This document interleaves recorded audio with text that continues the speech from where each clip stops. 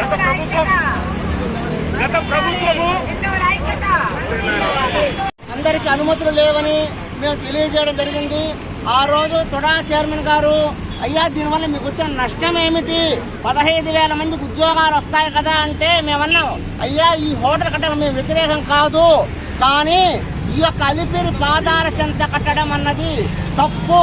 ఎందుకంటే 1000 సంవత్సరాల క్రితమే ఈ యొక్క తిరుమల పర్వత శ్రేణువులు నడిస్తే అపవిత్రం అవుతుందని భగవద్ రామానుజాచార్యులు మోకాళ్ళు తగ్గినటువంటి పవిత్ర క్షేత్రము. ఈ క్షేత్రం కూడా 7 స్టార్ హోటలు కట్టి పబ్బులు, మాంసము, మద్యము ఇటువంటి వినోద కార్యక్రమాలకు ఆలవాలం అవుతుంది. అందుకని బాధపడుతున్నాము. కట్టడానికి వ్యతిరేకం కాదు. అయ్యా పవన్ కళ్యాణ్ గారు, నారా చంద్రబాబు నాయుడు గారికి కులదైవం అయినటువంటి వెంకటేశ్వర స్వామికి ఈ జరుగుతున్నటువంటి అన్యాయాన్ని చూస్తూ ఊరుకుంటున్నారు. అనుమతులు కూడా ఇచ్చారని పత్రికాముఖంగా మేము తెలుసుకున్నాము. పవన్ కళ్యాణ్ గారు సనాతన ధర్మాన్ని కాపాడుతాను అని చెప్పి ఇక్కడ ప్రమాణం చేసి డిప్యూటీ సీఎంగా ఉన్నారు. మీ ఇద్దరికి మరియు అందరికీ తెలియజే హిందూ సంఘాలందరి తరఫున హెచ్చరిస్తున్నాము. ఈ యొక్క హోటల్ గా నిర్మాణం జరిగితే హిందూ కార్యక్రమాలు, హిందూ సంఘాలు, భజన కళాకారుల సంఘాలు, ధ్యాన ప్రతివృత్తుల కళాకారుల సంఘాలు అందరూ మేము చేసే చర్యలకు మీరే బాధ్యులవుతారు. ఇది హెచ్చరికగా తీసుకోవాల్సిందిగా కోరుతున్నాము. దయచేసి జై శ్రీరామ్, జై Shriram. Mumtaz go back, go back. Hotel రద్దు జరగాలి. is already declared as smart city, but at the same time it should be protected as a pilgrim city. It should always be protected as a pilgrim city. For centuries, many pilgrims have been coming all over the world to worship at the Lord Lotus feet of Venkateswara.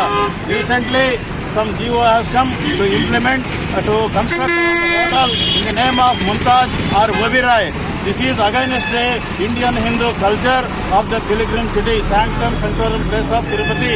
So we always, as part of Dharma Pracharam, we are trying to protest to abolish the GO, to give permission for the Oberoi Hotel or Mumtaz Hotel.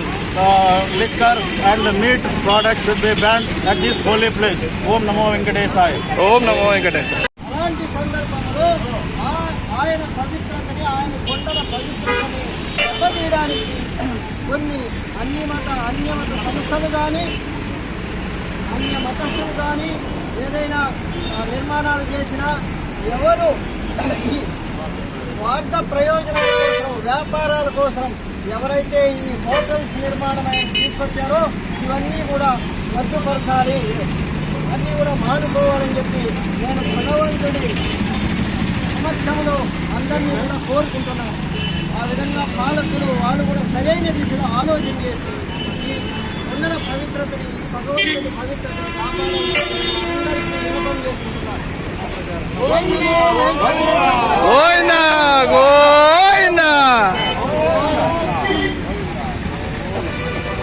We want justice. We want justice. We want justice. We want justice. We want justice. Go back Mumtaz.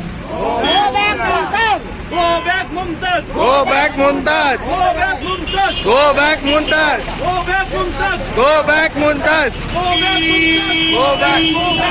Go back Mumtaz. Go back. Go back Mumtaz. Go back, go back. Go back Mumtaz. Go back, go back. Go back Mumtaz. Go back, go back. Go back Mumtaz. Go back, go back. Go back Mumtaz. Go back, go back.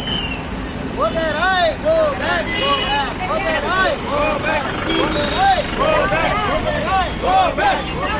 Go back. We want justice. We want Justice. We want Justice. Go back Mumtaz Hotel. Go back, go back. Go back. Go back.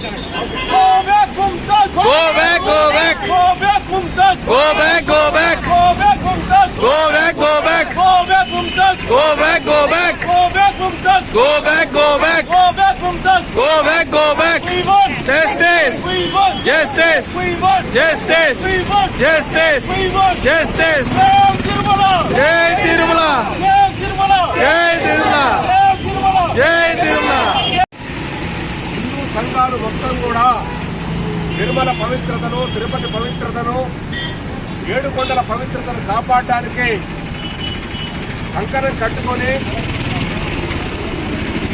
పవిత్ర పుణ్యక్షేత్రమైన తిరుమల తిరుపతి దేవస్థానం మనుగడకు ప్రమాదంగా మారినటువంటి అలిపి కూతవేటు దూరంలో అది ప్రభుత్వ స్థలం. హిందూ ధార్మిక దేవాలయాలకు సంబంధించిన environment స్థలంలో